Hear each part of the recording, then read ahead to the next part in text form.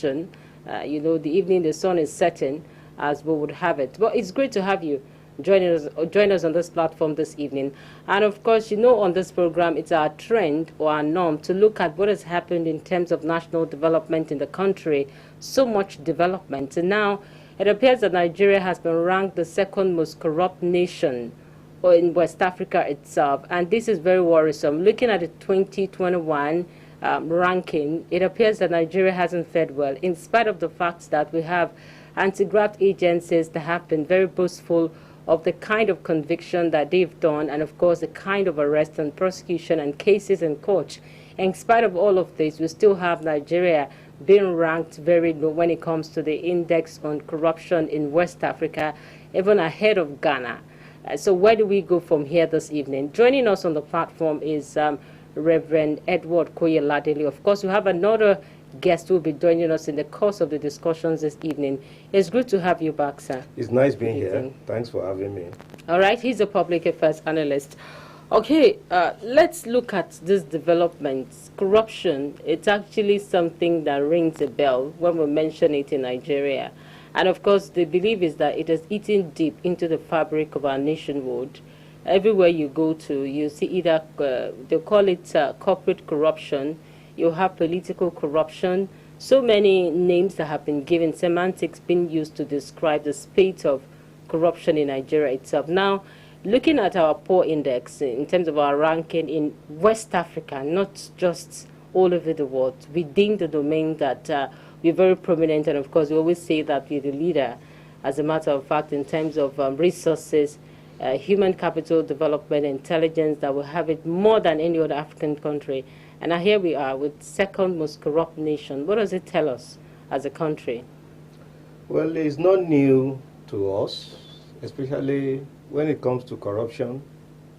Corruption has been institutionalized in Nigeria, and it's a rampaging thing you see all over, and it cut across all sectors. All sectors. Is it civil service? Is it the public service? Is it the private organization? It's amazing. It has crippled the nation. And like you said, it's unfortunate. We have the anti-graft agency that profess to be fighting corruption, but we can't see serious fight against corruption. And I think they are saying it mildly that in West Africa we are second. I want to believe that even if they say all over the world we should be between first and ninth, in the reality, it's something we see. It's glaring all over us. It's quite unfortunate that vis-a-vis Nigeria is also rated as a highly religious country. So we can't really see the impact of religion. Is that not the deception? That ought to have at least made us contented. Because in a way where we see corruption to this magnitude, it shows lack of contentment. And religion is to really make us contented. Now, so, when we talk about contentment, are we looking at the leadership? Or it boils down to every facet? It cuts across every facet. It cuts across every facet. Let me paint this scenario.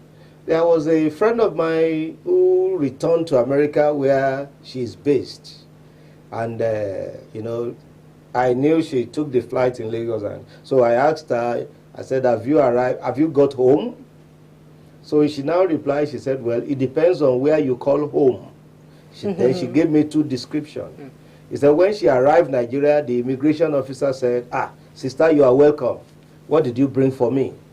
He said, when she returned to the U.S., the immigration officer said, I hope you enjoy your holiday. You are welcome back home. He said, so where do I take as home among the two? So I got the message. She was more or less exposing the corruption at the even frontal desk at the entrance of the country. Tell me one. Recently we were talking about Abba Kyari. I said it's not the issue of Abba Kyari alone. I'm yet to see a police officer or even the rank and file that is not using the uniform for personal gain. I'm yet, show me that kind of a policeman and I will show you a policeman that is really a saint. So it's not the issue of Abba Kyari. It's something that has been institutionalized. Even within the so-called anti-graft agency, we know how they operate. In fact, well, a friend of mine who had a brush, in their office, they were investigating some things.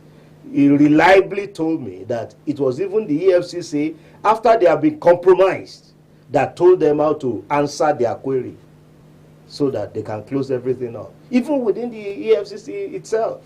So really, it's a shame.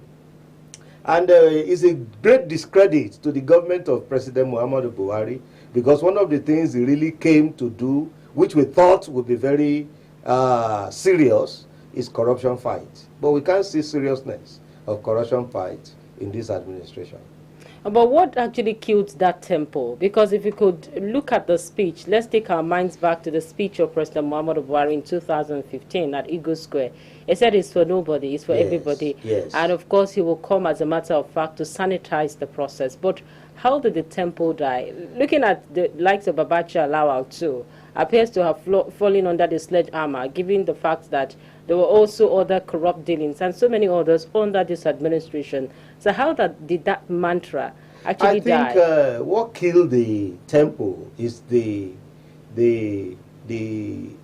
sickness of the Mr. President himself. He said it along the line. He said his health challenges have slowed him down. When the reality dawned on him. In fact, I would say the Buhari people voted for... Is that not an excuse? The Buhari people voted for was the Buhari they saw in 83. That everybody believed that this man should come and deal with corruption. Even from the opposition camp, they were using it to campaign that this man will clamp us all in jail. I remember the campaign speech of Mrs. Goodluck Ebele Jonathan. He said, don't vote for this man, no, because he will put us all in jail. Everybody was afraid. They thinking that, even there was a contractor friend of mine who said he told his boys when this administration came up that, look, things are not going to be the same again. Oh, we have to really slow down and see how it works. He said, but in 3 months, they are back to the usual business. They saw that what operates usually has even resumed. And they were back again at it, money exchanging and, vying for contracts in the same dubious way and manner of old. When they thought this administration would have changed. So where do we actually peg the blame now? I want to believe that Mr. President lost grip, and his health really did not help him to do what he has wished. How did the tempo died? Would we say that it was a mistake of the people to vote for a president that is not fit enough? No. What exactly? We never thought the sickness will not... He wasn't sick when he was coming to office. But the likes of, what do they call him now, Fayoshe, was actually giving a number of hints. That was just a smear. That was a smear campaign, from an opposition candidate. You see, but suddenly you will see that along the line, immediately after the election, it became very obvious that Mr. President was sick. He had to leave the country for a while to look after his health and everything. And even by the time he admitted, when he said it, that a lot of people said he's Mr. Go Slow, Baba Go Slow. He said he wished that his health is to his advantage. So at that time, I know we all saw that we have voted for an So we should actually blame Nigerians for the age factor, because Nigerians knew that Buhari was old as a man, as at the time he took mantle wanting to lead the country. Do we have an option not to vote for Buhari at that time with the glaring 16 years of wastage of PDP? It's very glaring. So everybody, even I believe it, if it wasn't Buhari, if it's somebody who is 100-year-old that emerges, people will still vote him, because we wanted a change. We saw how money was being wasted in the past. So has anything changed? No, since then? Nothing much has changed. We won't be able to see much. Well, some things to some extent there have been some changes. It's no longer business as usual. Let's give it to the credit of Mr. President that Mr. President will not watch a Nigeria being butchered. In fact, Dangote said it in one of his speech. He said, President Muhammadu Buhari is not somebody you can go and negotiate behind the scene motives with. He cannot cut corners. You can't bend him as regards such things. He cannot discuss embezzling money. This is not a president that can so play. Technically, what is going on? What is going on is that some people that he placed in position here and there, maybe some of them are still playing smart. Because in a situation where you say, even in the period of COVID, you are still feeding school children with so amount of money, and you are giving palliative to the extent of so when people are sure that they are not getting anything. So we can really see that something is wrong somewhere. Even in the petroleum sector itself, is there no corruption? Look at the erratic petroleum issue we have now. It borders on corruption. It borders on corruption because who compromise quality to the extent that a bad fuel was brought in, which has thrown the nation to chaos. So we see that corruption is everywhere, and this administration has not been able to really tackle it the way we had expected. All right, we'll take this break. I'll allow Reverend hold his thoughts there. We'll take the break so that we'll have our second guest join us on the program this evening. Please stay with us. Taken for granted.